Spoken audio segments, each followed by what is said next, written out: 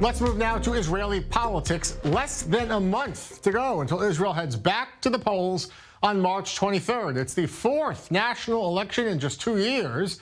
And while it may feel to many Israelis that it's been one never-ending election season, this particular cycle does have many new plot points, many new intriguing elements that can forever reshape Israel's political map. One burning question on the minds of many voters tonight: what does Benny Gantz and the Blue and White Party hope to achieve in the upcoming vote? To talk about that and more issues, with me here in studio is Ruth Wasserman-Lande, Knesset member with the Blue and White Party. Thank you so much for being with me. You've been a Knesset member, right, twice over in this time because you were sworn in, then you had to go, and then you came back. So you've had two swearing-ins very in a short time frame. The wonderful intricacies of Israeli politics. Yeah. But you are a Knesset member, and again, hoping to go back after the March vote. I want to ask about something Benny Gantz, the party leader, has repeatedly said. He is acting only in the best interests of Israel, not for personal pride, not for ego or ambition. So I think that's very obvious. That's very apparent. So, but this party, the Blue and White Party, and 4 out of 5 recent polls, they're polling at the minimum and within the margin of error for not making it into the Knesset altogether. Why is keeping the party alive in the best interest for the country? Very, very, very simply, not to allow the current government to remain alone or the sole acting role player in the government. And that is extremely important for democracy. That's not to say everything they're doing is wrong. No, nothing is black or white.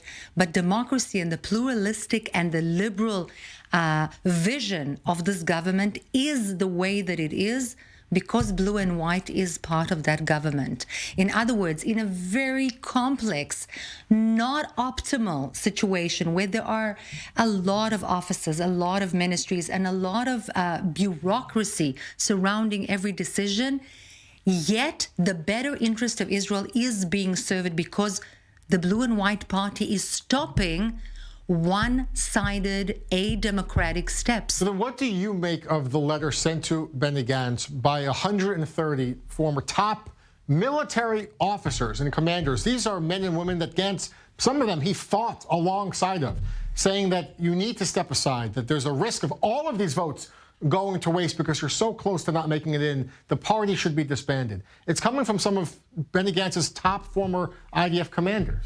First of all, we're talking about a list of people that I deeply respect.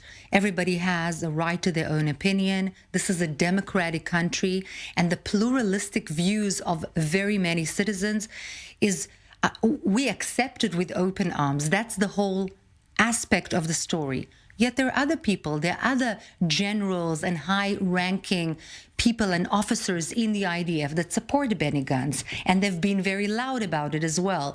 So everybody is entitled to their own opinion. I think that there is a critical role that Blue and White is currently playing at its own expense at times politically for the better and safer future of this country in terms of being intact, in terms of serving the better good of the people in general. I want to turn now to the issue of Iran, which is something that Benny Gantz, the defense minister and alternate prime minister, touched on in a military ceremony last night. Here's what he had to say about the situation with Iran's nuclear program. Iran is first and foremost a problem of the world and also of this region, but certainly also a direct threat to Israel. That is why we must work together with our partners, together with the United States, with European countries, and with our new partnerships in the Middle East. And we must make sure that if an agreement is signed with Iran, it will be one that will stop the Iranian nuclear program and will allow effective and long-term supervision, and will lead to the end of the Iranians' establishment in Syria, Iraq, and Yemen. Most importantly, the IDF is operating in parallel to this, and the IDF is preparing for a situation in which we will have to launch operational plans to prevent Iran from acquiring nuclear weapons.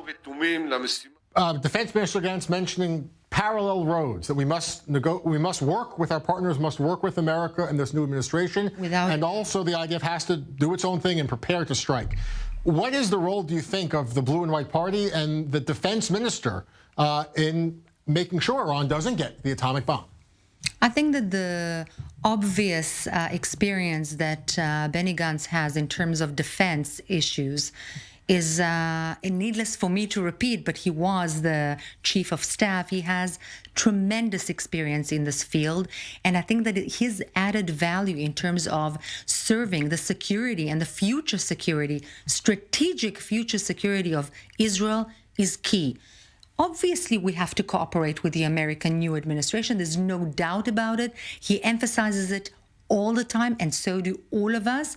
And yet we need to make sure that both Israel and the Gulf countries, the countries with which we have a newly found on the table, sort of, so to speak, friendship, strategically speak to the Americans and are within the framework of any negotiations and any talks that relate to the future or the strategic future security-wise. But isn't it fair to say that Prime Minister Netanyahu is just ignoring Benny Gantz when it comes to situations in the Middle East? He's not involving Gantz in discussions for these peace deals. He's leaving the country, not telling the defense establishment. He's making deals behind Benny Gantz's back. I mean, this is happening. I think we opened this interview with saying that I entered the politics, I left the politics, I entered the politics again because of the intricacy of the coalition system. Politics is politics. I cannot represent the Prime Minister Benjamin Netanyahu, whether he does involve the Minister of Foreign Affairs, the Minister of Defense, or other ministers. That's his choice. The question is much larger than that. We are talking about a macro strategic look at the region as a whole and Israel in particular in terms of future strategic security. This is no small thing to talk about. And we need to be within the framework of the picture in all the steps leading to any kind of negotiation or acceptance or going back to the deal with Iran. And this is the key issue, together with our newly found partners in the Gulf.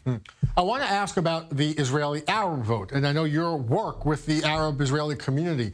The Arab-Israeli vote being courted across the political spectrum by Israeli parties. Perhaps it's this vote that will indicate whether blue and white gets across the threshold or not. How important is the Arab vote to you, and what issues would you address for this community?